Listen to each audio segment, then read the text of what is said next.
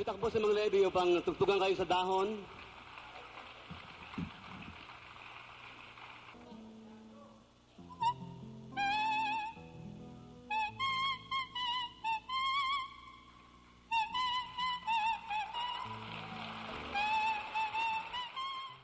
Kumusta mga kaibigan? Sa episode na ito, bibigyan natin ng parangal ang isa sa mga alamat ng musikang Pilipino, si Levi Celerio. Isa siyang tanyag na kompositor at manunulat ng kanta, kilala sa kanyang mga obrang tumatak sa puso ng maraming Pilipino. Alamin natin ang kanyang makulay na buhay, ang kanyang mga naiambag sa ating kultura, at ang kanyang pamana na patuloy na nagbibigay inspirasyon sa mga bagong henerasyon dito sa Pinoy Wisdom.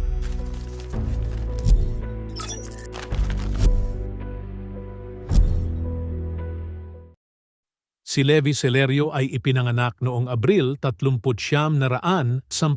sa Tondo, Manila. Bata pa lamang ay may malalim na interes na siya sa musika. Nagsimula siyang mag-aral ng violin sa edad na 11 sa ilalim ng isang miyembro ng Philippine Constabulary Band. Dahil sa kanyang kahusayan, nakatanggap siya ng scholarship mula sa Academy of Music sa Manila at kalaunan ay naging pinakabatang miyembro ng Manila Symphony Orchestra. Si Levi Celerio ay isang prolific na kompositor at lyricist na nakapagsulat ng higit sa 4,000 kanta, kasama sa kanyang mga tanyag na likha ang Saugoy ng Duyan, kahit konting pagtingin, ang Pipit at Pasko na naman. Ang kanyang mga awitin ay sumasalamin sa mga simpleng damdamin ng pagmamahal, pangarap at pag-asa na naging bahagi ng buhay ng maraming Pilipino. Ako, first grade, fly to the mango tree, fly to your pretty little nest.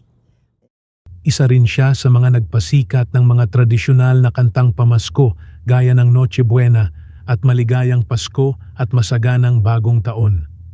Bukod sa pagsusulat ng kanta, si Levi ay kilala rin bilang isang Guinness World Record holder para sa kanyang natatanging kakayahan, ang pagtugtog ng musika gamit ang dahon. Ang simpleng instrumentong ito ay nagdala sa kanya ng internasyonal na kasikatan kung saan itinampok siya sa mga palabas tulad ng The Ed Sullivan Show at The Merv Griffin Show.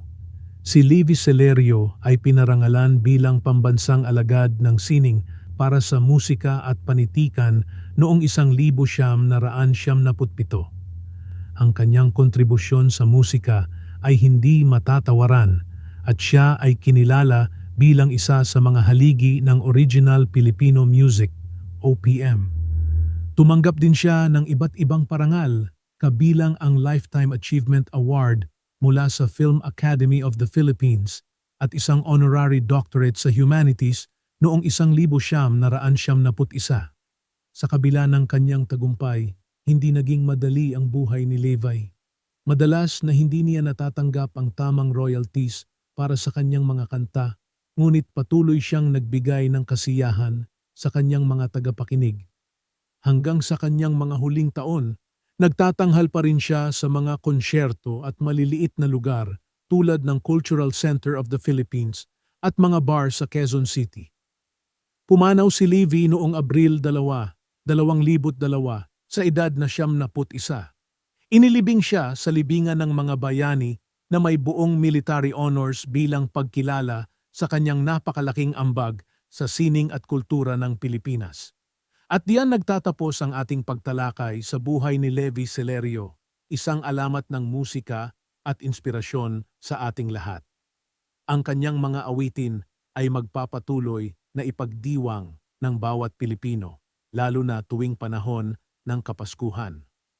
Kung may mga paboritong kanta kayo ni Levi Celerio, huwag kalimutang i-share sa comment section. At huwag kalimutang mag-subscribe para sa iba pang kwento ng mga dakilang Pilipino. Salamat sa panunood. Hanggang sa muli, dito lang sa Pinoy Wisdom.